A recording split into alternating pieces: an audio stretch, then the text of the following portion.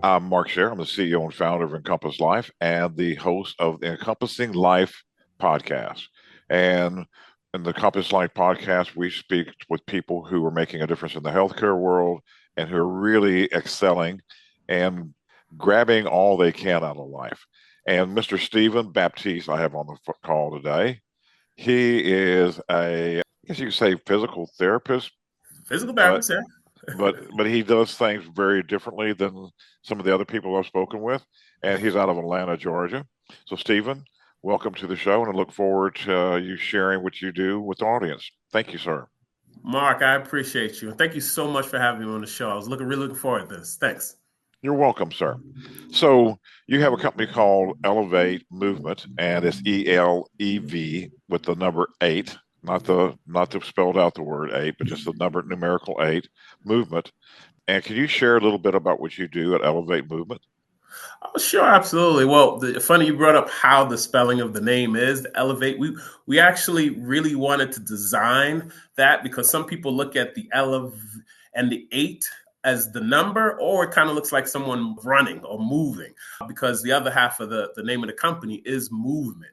You know, we're a wellness-based facility that focuses on movement. Okay, that's a big component, movement. Whether you are having some sort of impairment where you can't move, or you're just looking to improve your abilities, or you're just looking for something a little different. All right. And I'm looking forward to getting to what's different about us. That's what we have services to offer, that just to keep people moving, giving people different options of movement. We truly believe in the term making your today better for your tomorrow. I'm a physical therapist by trade. Sometimes I consider myself a movement restorative specialist. Okay. And what that means is just that we want you to get back to moving, and because people aren't looking for physical therapy. People are looking for things they want to get back to doing. And that's what I specialize in. That's what I enjoy doing. So, how did you get into this? That's a long story, but I'll make it really, really short. You know, taking this entrepreneurial path is one thing, but getting into rehab and physical therapy. So I was a former football player, and I had dreams and aspiration to go into the NFL. I actually played professionally in Canada. It was awesome. Is incredible. But one thing I noticed about playing football, I spent a lot of time in the training room, which is not what you want to see as a football player, especially if you're paying an athlete to pay. But it did lead me into this career, which I'm thankful for that.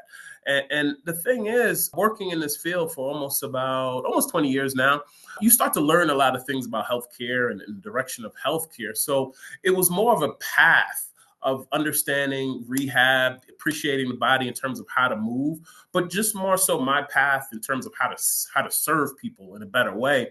And through my experience as a physical therapist, I started noticing kind of gaps in cares of we help people move, we help people get stronger, we help people with pain, but the reality is that mother who wants to pick up their child, or that weekend warrior that wants to get on the basketball court and do something, we don't really help. And I'm not speaking for all physical therapy in general, but we don't necessarily help people get back to what they're looking to do.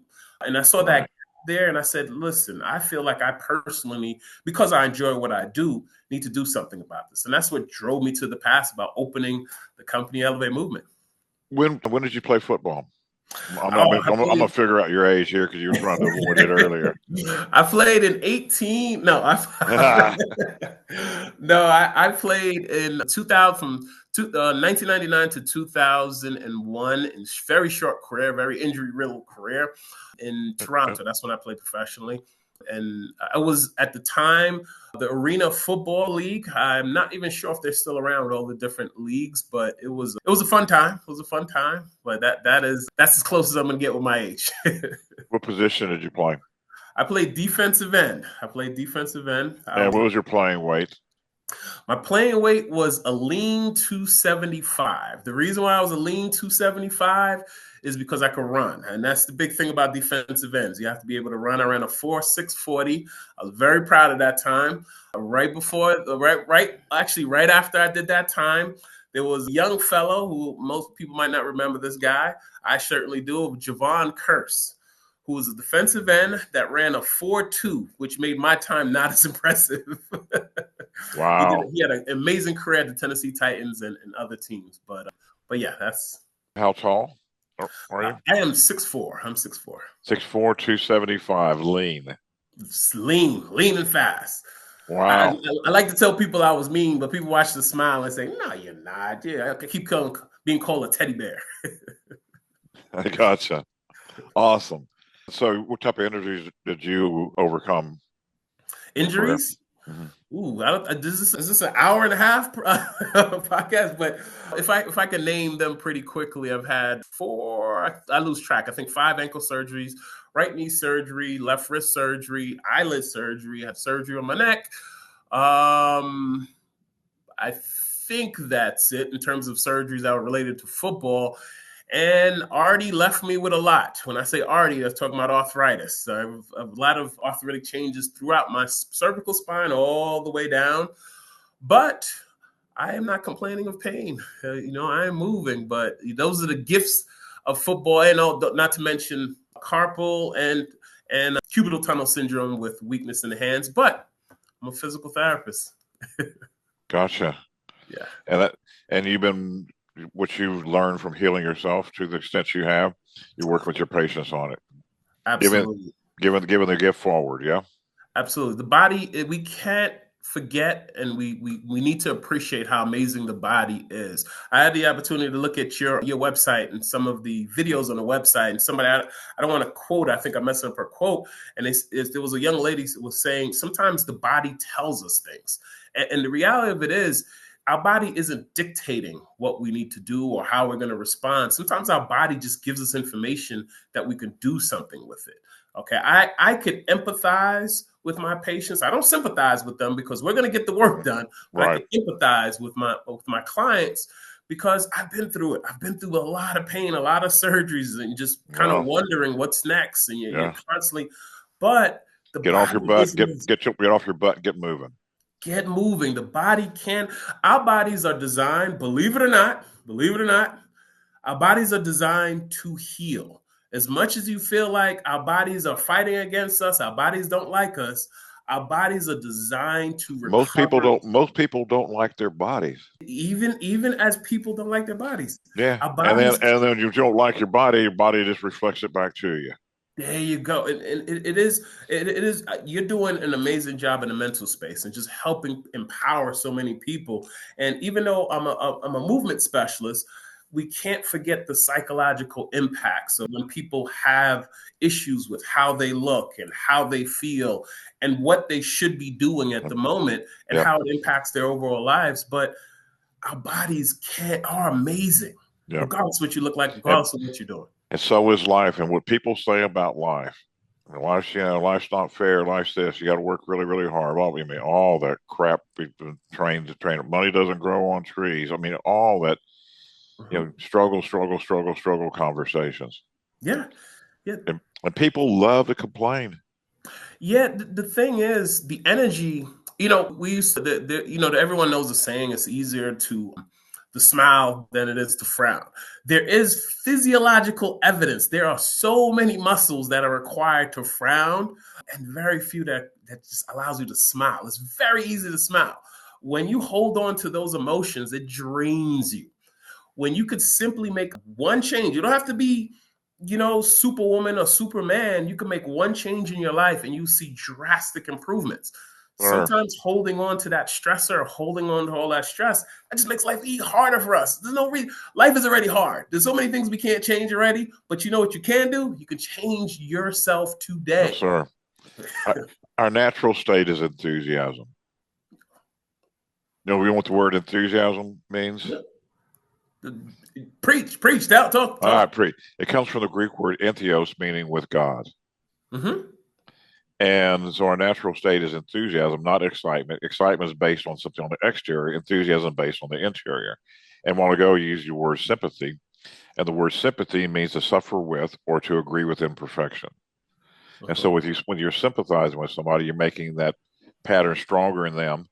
And you're taking that pattern on in you. And most likely, if you're sympathizing with somebody, you have that unresolved issue inside you already as well, too. I'm so sorry you're not having any money. Let me help you out. Well, that doesn't help anybody out. Let me show you how to make money. Let me show you how to change your thinking. That couldn't be. I need this recording so I could play that what you just said over and over and over to my clients, because like you said, the world doesn't have room for you to be stuck. Okay. If you stop, everyone's just backing up behind you. Okay. We got to work our way out of that.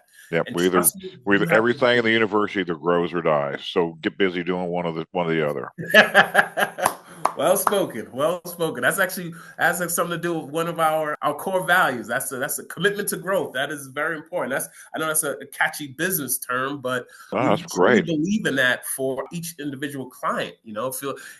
Business, if you're in business and you're an entrepreneur, commitment to growth. If you're not growing, we all know as a business, we're dying. Yep. Same thing is true for every individual. If you're staying home, lights off, sitting on the couch, not doing much, why is me wallowing in misery? Oh yeah, the wallow pit. Why? Oh my gosh.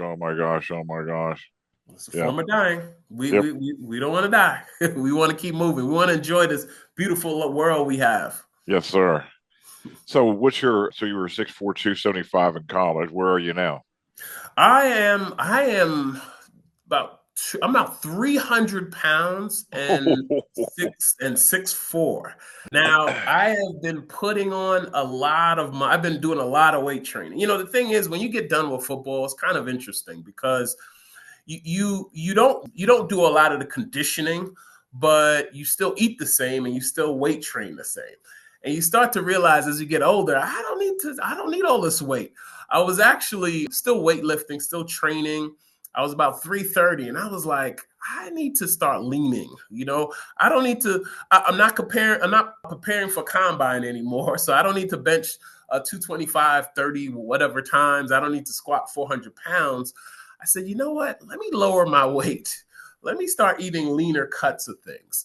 So 30 pounds later and keeping the goal going, I don't necessarily need that amount of weight because I know my activity level isn't going to be as high as it was when I was an athlete, and that's important to know where you are as a person, because, sometimes we have that feeling, and I can speak for everyone. I speak for myself, is that I still got it. I'm still who I am. I'm going to go to the gym. I'm going to show these young bucks. I could get on, and you keep that same mentality for no apparent reason. Some of it is pride, but it's a lifestyle you don't necessarily need to do because I'm not living that football lifestyle. I've been out of that lifestyle for But on the health side of things, that amount of weight puts a lot of stress on your joints.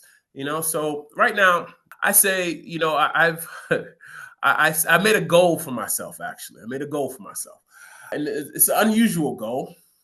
But I said that I want to get down to my ninth grade. When I was in ninth grade, my weight in ninth grade. Okay.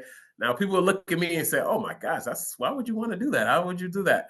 But then I'll preface that by saying when I was in ninth grade, I was 245 pounds, which made it easy to play football. It made it easy to play football. So I've always been a big guy.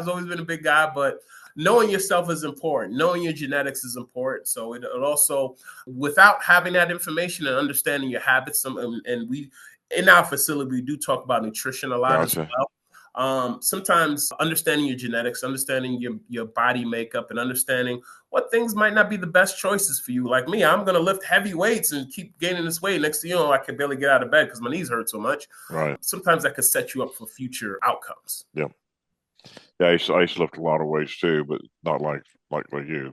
I mean, I got where I could move 400, but that was a lot of weight for me, man. Yeah, unless you're doing it professionally, unless you have a personal goal, through lifting that type of weight, in terms of muscle building, burning fat, it's sometimes you really got to take a look at what is your goal. And then that's the thing is, so some people just love the rush, they love the drive of getting in the gym and lifting heavy weights. Yeah. But we all got pros and cons. If it's affecting, which it was affecting me, affecting my joint health, affecting my energy level, even though I used to work out 3 times a day. That's what I did when I was playing football. But from a physiological standpoint, what is the goal when you get to a certain age or a certain profession? What are you trying to accomplish? And it's just taking an honest look at that. Yep. Let's get back to your business, sir. Sure. So when somebody comes into, what's your typical client like when they come into your office? Like, how do you work with them? How walk us through your onboarding process. Okay. Typically, no one knows what a physical therapist is. And I mean that respectfully. People don't know what people usually reach out is because they're either in pain, but even that's not why they're calling. Usually people has met some sort of threshold of, I can't do this because of pain. Okay. So usually when that call happens or when someone comes in, it becomes my job not to understand your pain specifically. My job is to understand, what is it that you can't do anymore? Because a lot of it is understanding the client's needs. Okay. Like because it takes courage to seek out medical help. If we stub our toe, injure our shoulder, whatever the case may be, we're not going to run to the doctor. We're not going to run to an office. We're going to wait it out. But if it's not getting better, it usually takes courage to say, I need help. So my job when someone comes in is to really find, okay, what was the threshold that brought you into this office? That's the most important thing for me. Okay, if the threshold is, you know what, I've had this pain so long to now I'm at the point where I can't drive to work anymore. And I'm the breadwinner of the family. And I'm scared that my wife is going to leave me because I can't take care of the house and I'm going to lose the house. What just happened there? It wasn't that I just stopped that pain. I've learned to ask the question why about 5 or 6 times, because by asking the question why, then you derive what that threshold, what was that breaking point of what brought you into this office? Mm-hmm. That becomes my focus, not the focus of, I'm in pain because my shoulder hurts, because what separates a physical therapist, a massage therapist, ibuprofen, a chiropractor, nothing, because all of them treat pain. But if you're saying after I've asked you, okay, why are you here? Or why is that important to you? Or what is going on here? A lot of times that becomes the focus. And then from that, we derive a plan to alleviate the stressors and to get you back to that thing that you desire. So a lot of it is an interview process of understanding the client as opposed to what's on the surface. Yeah, where are you headed instead of what's wrong? Exactly. And we want to build on that. The thing is, we want to help you, make you better. We don't want you to just get over that threshold. Okay, my pain's gone, I'm done. And then you're back here because your pain is back. We want to get you that relief that, I'm pretty confident and my wife is not going to leave me because I'm confident I can find another job and I'm confident I can get in my car and drive. And we want to build that. We want to build that strength back, not just physical strength, but also mental strength. Give them where they're headed, so their body will follow. Will follow that picture. Yep.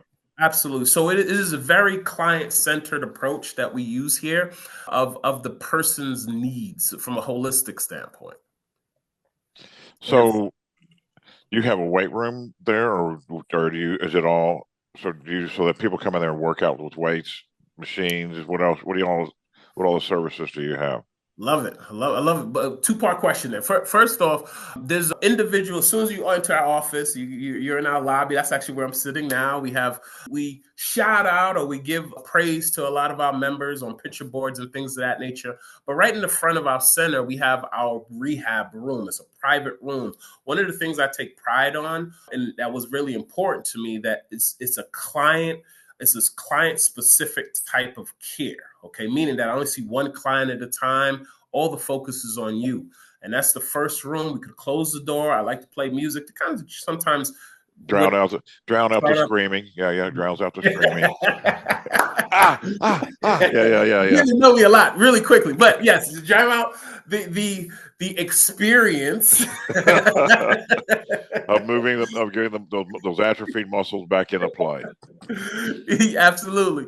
But it's also important that we have kind of like a middle ground. We have a lounge here. It's an area that people can sit, relax. We offer coffee, water. This is kind of right in the middle of our center, because once you get through that lounge area, we have about a 1,600 square foot facility where we do a lot of our training and classes. What I mean by training, sometimes if I have a client, I would take them in there when they're ready. And I could talk about that process a little bit later, but when they're ready, we get into the fitness area where they need some mobility and strength and a functional training. We take them in the gym. The gym is also where we conduct a lot of our classes, our kickboxing classes, our yoga classes, our dance classes. We offer a lot of, and we just move things around so we have space. So it's a facility where all the space we have here is purposeful. It's not any dead space. It's space that you're either recovering, you're in rehab, you're in some sort of class of functional training, or you're in a lobby where it's very welcoming. We have, a lot of signs and inspirational things up. And like I said, other members that they could see themselves in the other members and their goals. So that's the layout of how our facility is. Awesome. And I see you have like a best of side behind you as well. A proud moment. I'm sorry. I had some pepper over here. So no, but no, actually, my eyes away. But that you're a 300-pound softy, dude. I told you I was lean and mean when people don't believe me. But no, I'm actually not crying. But we've been here in this facility doing what we do at this capacity we're approaching our 2-year anniversary in November. Okay. And any entrepreneur business owner knows you're pivoting, you're seeing what works, you're trying things, we're doing different things, you do a lot. Okay. But our messaging never changed. Our core values never change. What our impact is in our community is being felt in an amazing way, to the point that we didn't even realize it. We were nominated for Best of Gwinnett County. Gwinnett County, if for those who don't know, is the biggest county in Georgia. And we got nominated as a physical therapy business. Like I said, we do a lot more than physical therapy here. We are a movement. We try to create change through movement. But we were nominated, and there was some bigwigs up there on that list. And surprisingly enough, we did win the award, and it was an amazing accomplishment to be Best of Gwinnett in 2024.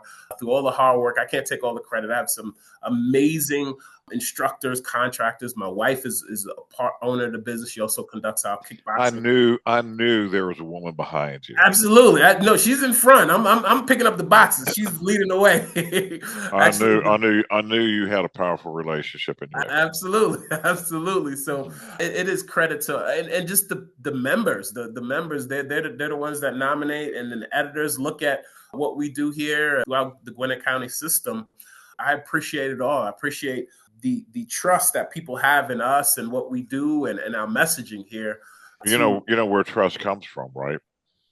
Tell me, preach. I love to learn. You want to hear me preach?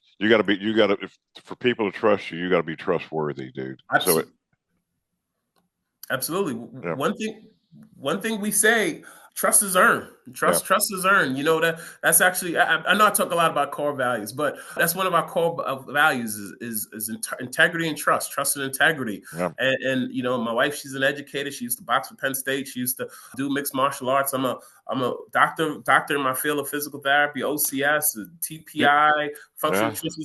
But I learned that all those abbreviations, all those certifications, those mean absolutely nothing. Nothing. Exactly. Absolutely nothing. Well, the reality of it is trust is earned. It's not given just because of your title. And that's what we pride in. We take pride in just having people trust in us, like that person that comes through that door and say, hey, I'm in pain. And I ask those questions. Yep. It's a way to develop that trust. Yep. There's intellect, and there's an embodiment of principles.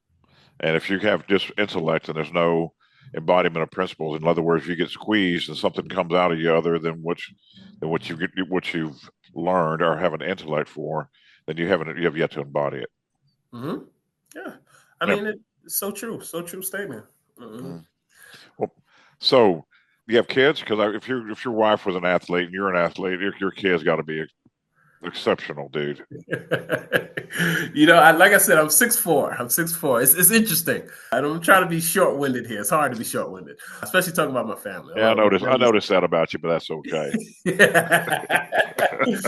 I got three boys. I got three boys. When my wife and I met and we were dating and we got married, I told my wife, I was like, I don't think you're going to have any girls. She's like, no, how do you know the future? We got three boys and we're absolutely done. I have a 16, 15, and an 8-year-old. I'm 6'4". My 16-year-old's been taller than me since he was 14 years old. My 15-year-old, oh, he's not 50. He'll be 50 in a couple months. My 14-year-old, he is a hair shorter than I am. I'm 6'4" once again. And my 8-year-old, he looks like the tiny person in the house, but he gets around his classmates. He's towering over everybody. Like I said, I was a football player. My wife was a basketball player in high school, boxer in college, did mixed martial arts. My kids are swimmers. My kids are swimmers. I could barely float at times. Not the greatest swimmers.